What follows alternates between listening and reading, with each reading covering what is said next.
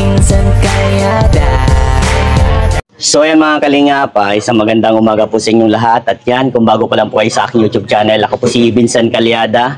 Paki-like and share po nitong video ito para mapalawak pa po natin ang pagtulong po sa mga taong nangangailangan. At huwag niyo pong kalimutan na pindutin po ang notification bell para lagi po kayong updated po sa aking mga bagong uploads. So ngayon mga kalingap ay meron po tayong tutulungan na isang pamilya din po. So ayan, ito po yung kakaiba po sa ating tutulungan. At nakikita niyo po ito, malaki yung kanilang bahay. Pero ayan, alamin po natin ang kwento ng kanilang buhay. At ayan po sa mga magko-comment po ng mga negatibo, mag-ingat po tayo. At alamin po natin kung makakasakit po tayo ng damdamin ng ibang tao. So ayan, tara. At alamin po natin ang kwento ng kanilang buhay kasi ito po ay nangangailangan din po ng tulong. Tara po. So ayan mga kalingap, kung mapapansin ninyo, yan, sira yung kanilang gate. Tara, pasok po. Totally malaki yung kanilang bahay. Pero ayan, nakikita yung sira din. Sira na. So, ayan. Kumbaga, mga kalingap, yung mga natutulungan natin talaga yung mga sira-sirang bahay, talaga yung mga kapuspala din po. At ito din po, nasabi din po sa akin talagang nirepair lang ito sa akin ni Jasper, yan, cameraman natin. At talagang kumbaga hirap din sila po sa buhay. So, yan, at ang kanyang tatay ay na-aksidente. Tama ba, Jasper? Oo, tama daw, na-aksidente ito. Tara. Tao po! Good morning! Tao po! Ay, hello. Ay, ito si tatay. O, tara. Nandito si tatay, mga kalingap. Hello, tay. Magandang umaga po. So, ayan tatay, mga ate, mga kuya, magpapakilala po ako, ako po si Vincent Kalyada, isang charity vlogger po mula sa Team Kalingap. Tay, anong pangalan niyo po? Joel. Tatay Joel. Ikaw, anong pangalan? Lyra po. Lyra. Apo. Ikaw, ate, anong pangalan niyo? Steffi po. Steffi. Ikaw? Akiyam po. Akiyam. So, ilan po silang magkakapatid? Ilan kayo magkakapatid? 11. Uy, anim. Anim po. Anim lang po. Kapatid niya po kasi. Mga kapatid niya po, 11. 6 lang kayo magkakapatid. Apo. Ba't 4 lang kayo? Nasaan yung iba? Yung isa po nasa hospital, yung iba nasa taas. Ay, isa nasa taas. So, ayan tatay. Bilang respeto lang po. Okay lang po ba na itong video to, itong vlog na ito ay maglabas po sa YouTube, sa Facebook, sa social media kasi dito pa ako kumukuha ng pantulong po. Okay lang po? Okay.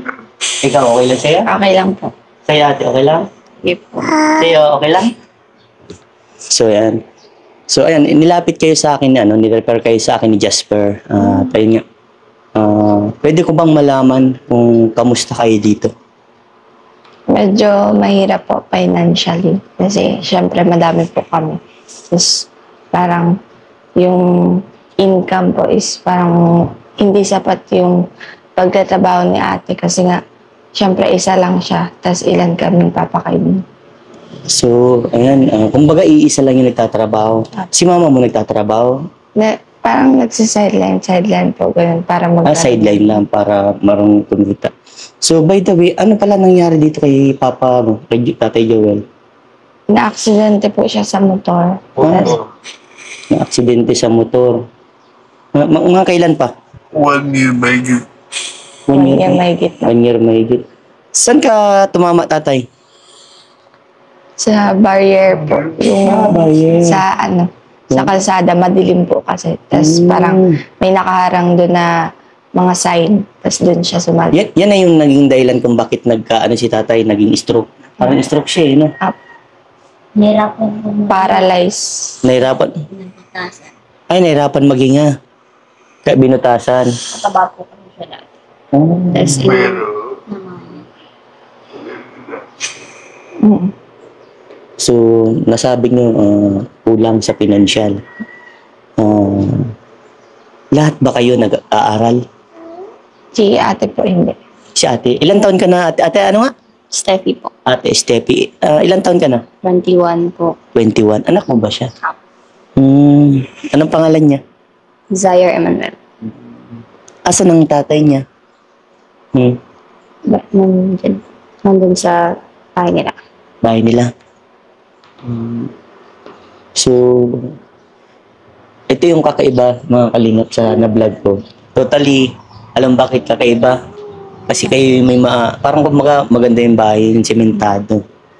Pero, yung nangyayari pala sa loob ng bahay, yun yung kakaiba. Pwede niyo pang may paliwanag sa akin yung bagay na ano yung mahirap na nangyayari sa buhay niyo ngayon. Ikaw, paliwanag.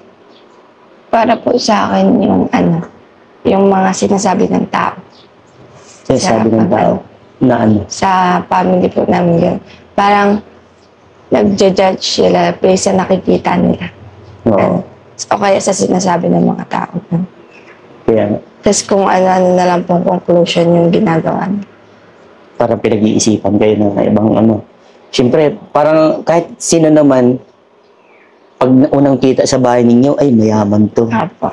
Pero hindi nila alam Yung sa loob. yung nasa loob. Kaya mayroon tayong nasa yung don't judge the book by its cover, di ba? Kaya bago tayo manghusga mga kalingap, alamin po natin kung ano yung nilalaman.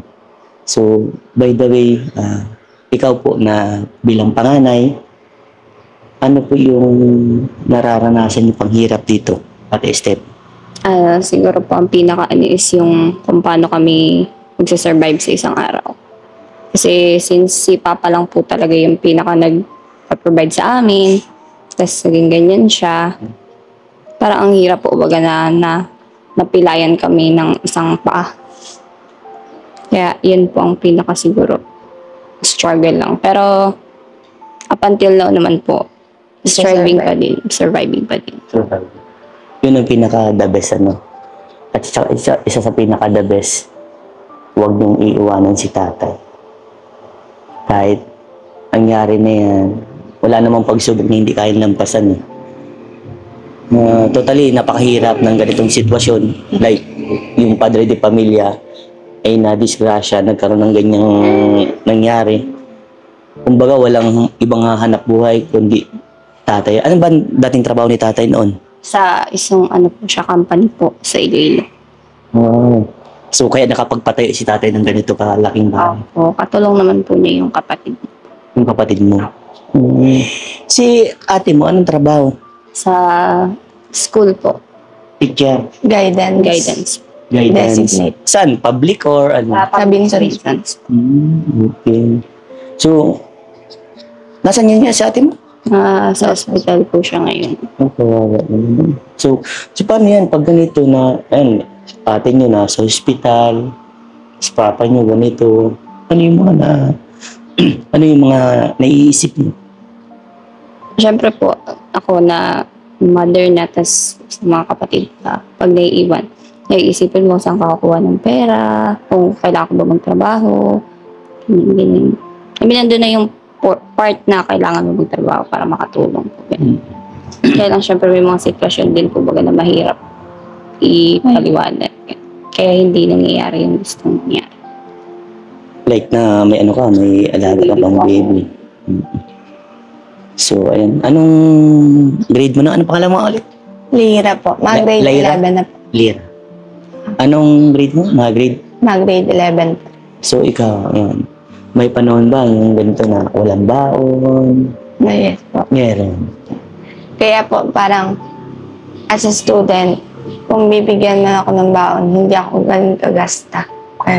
Hindi ka Like, ganun nagtitipid po ako para yung may ipon ko is, kunyari, hindi ako mabigyan ng baon sa sunod na araw. At least may magagamit po ako para makapasok. Napakabait naman natin dito. So, kumbaga, nag-aano ka, iniisip mo na yung mangyayari kinabukasan. So, ayan si tatay. Tay, ano ba ang tayong kahilingan mo, tatay?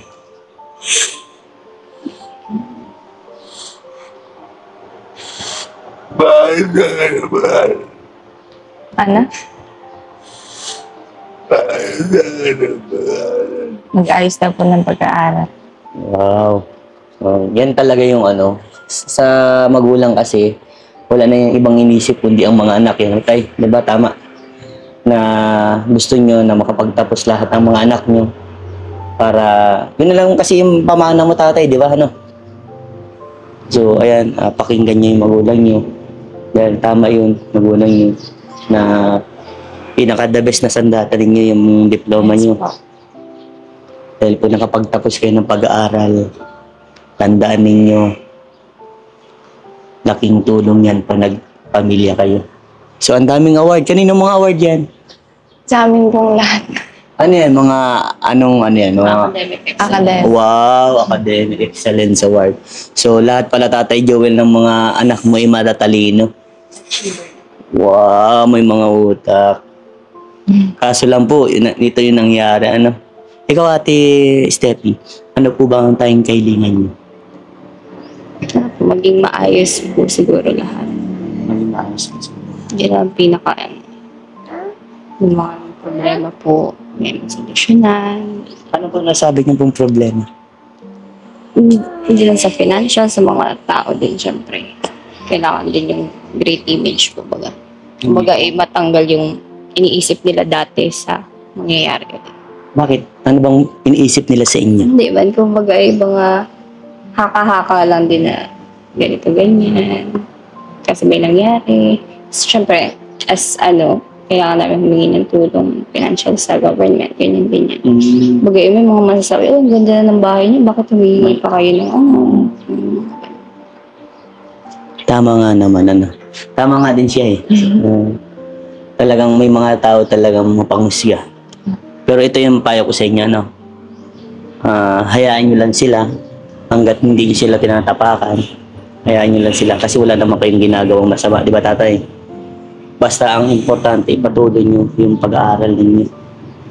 Yun yung pinaka-the best. Yun yung may tutulong ninyo, palapapan nyo someday. Ilan taon na si tatay?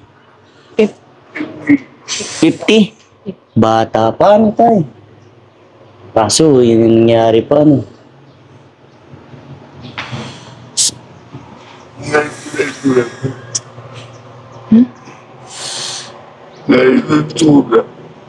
Malayo daw po sa itsura, 50. Kasi nga tay, kaya naging ganyan po ang edad mo, ay ganyan na nangyari sa iyo dahil nga sa yung sa pangyayaring aksidente ka. Pero tay, may tanong pa ako, pinagsisihan mo po ba yung nangyari sa inyo po? Ayun, sobra. Sobra po. Yan po mga kalingap, kahit sino naman po may iiyak sa kalagayan ni tatay dahil sa nangyari. Yan ang pinakamahirap na isa sa padre di pamilya, ma-aksidente, tapos ganito yung nangyari. Kumbaga wala nang maghahanap buhay. Di ba may time na parang kulang kayo siya, di ba sinabi niyo kulang sa financial, may time na hindi kayo nakakain ng ayos? Opo. Paano yun? Paano nyo naiintindihan yung mga ganung bagay? Parang, siyempre naman po, may dumadating talaga sa pamilya natin na pagsubok. Parang nagpe-pray na lang po kay Lord na sana kinabukasan meron na. Ganun. Yun naiintindihan mo sila. Apo. Pero ano yung tumatatak sa puso't isipan na kapag ganun ang nangyayari? Na balang araw po, parang pag naging successful na, hindi ko na ulit paparanas sa kanila ganun. Hindi mo napaparanas sa kanila yung ganitong hirap. Apo. Pero dati ba, okay naman yung ayos ipapang okay naman ang bumuhay niyo? Okay naman po, pero may time pa rin po na ganun nga kulang sa pera, pero hindi po to the point na yung kagaya ngayon. Mas mahirap naman yun. Apo. Super. So ikaw, anong tanging kailangan mo? Maging maayos po si Papa, tapos maging maayos na din yung buhay namin. Yun yung pinaka-ano. Nabis ang ni tatay, pag napipil ko mga kalingap. Tay, wag na po kayo maiyak, tay. Nararamdaman ko po yung gusto niyo pong sabihin, tay. Yung gusto mong sabihin para sa amin. Alam ko kung gaano mo kamahal ang mga anak niyo.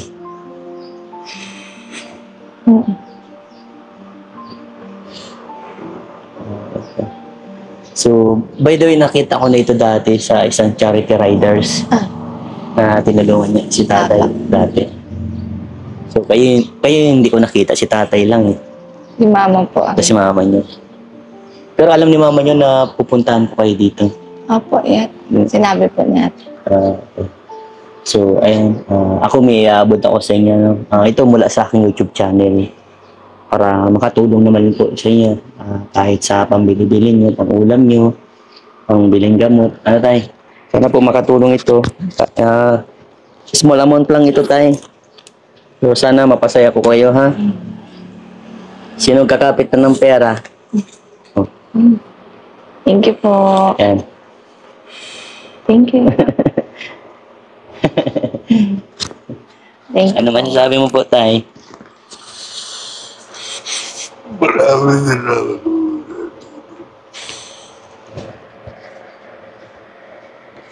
Bili nyo tayo ng kailangan nyo po, ano? Yung mga pangangailangan nyo dito. Yan. Ikaw mag-aral ka mabuti, ha? Ang ganda-ganda mo. Huwag ka muna mag-asawang Ay, agad, hindi ha? po. Ilan taon ka nga? 15 po. 15. Ito ha, payo ko sa iyo. Meron akong na-vlog na ano ha, kasing edad mo lang, nagpabuntis, buntis na. So payo ko sa iyo, huwag ka muna mag-boyfriend. Ayoko po sa lalaki. Ayaw sa lalaki, babae gusto mo? Ay, Hindi, darating din sa point na mag-aasawa ka. Pero huwag mong madaliin. Dapat isipin nyo yung sitwasyon ng buhay, ha? Isipin yung mangyayari, di ba tayo? Isipin nyo yung mangyayari in the future. Ha? Okay? Grabe si tatay. Ikaw ano? Akiyam? O may tanging hiling ka ba? Yung may pagkain po kami araw-araw. Yung may pagkain. So halos lahat talaga sila yung gusto nilang isabi. Sa sinasalita pa lang po ng mga bata, alam niyo na po kung ano mga kailangan talaga nila. Unang-una, ang pinakakailangan po nila talaga ay pagkain. Kumbaga, dun pa lang malalaman niyo na kapos kayo talaga sa pagkain. Ano?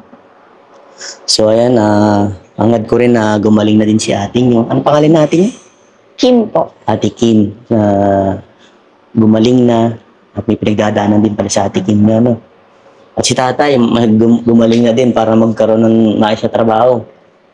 Ano lang tayo ha, laban lang po tayo sa hamon ng buhay. Dasal lang po tayo. At gagaling ka din po. Ano tayo?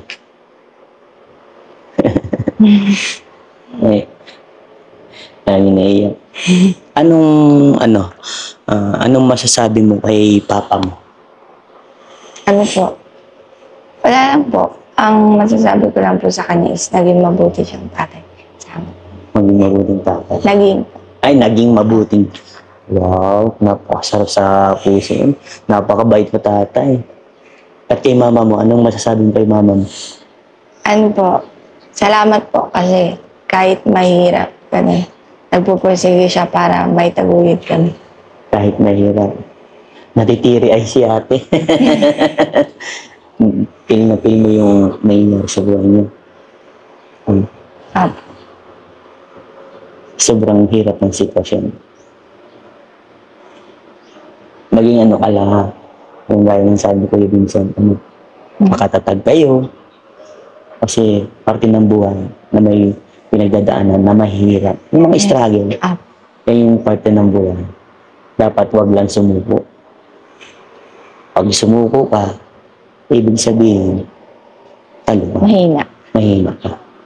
Diba? So, ayan. Maraming salamat sa inyo, tatay. Ha? Ayan. Maraming salamat po sa inyo. At least dito, nalaman ko na hindi pala lahat maganda ang nangyayari. Kumbaga, kaya kung sabi yun, hindi pala lahat maganda ang bahay, maganda ang nangyayari sa loob. Yan po, maraming makakarelate dito mga kalingap. Dahil alam naman natin na hindi lang din kayo ang may ganitong sitwasyon na nangyayari sa buhay. Ano? At siguro, yung mga ibang tao na nag-iisip sa inyo na kakaiba, mas maiintindihan na ata yung nangyayari sa inyo. Diba? Ayan po, sa mga minamahal nating viewers, bago tayo magkomento ng mga ikakasakit po ng puso ng iba, ng nararamdaman ng iba, maging naman po tayo. Kumbaga, intindihin po natin. Kasi, ganito nga, nakita niyo yung sitwasyon nila. Ang ganda-ganda ng kanilang bahay, pero yung sa loob pala, maraming problema. Kahit kayo naman mga kalingap, sa mga viewers, alam naman natin na kahit maganda pa ang buhay natin, meron tayong mga pinagdadaanan sa buhay. Papalad na lang po tayo kung baga nalalampasan natin to, kung baga yung meron tayong pang-financial na kayang pang-support. Pero sa gaya po nila, wala po, kapos. So may time si mama mo wala din trabaho. Apo. Ang nag-aano lang si ate Ano? mo. Buti tuloy-tuloy naman ang work ni ate Kim mo. Tuloy-tuloy naman po. Pero- Not until now po, kasi nagkasakit nga siya. Pero ngayon, mas mahirap. Nagkasakit siya, walang income. Ah. O, paano yung panggastos niya ngayong araw at nasa hospital si ate mo? Parang,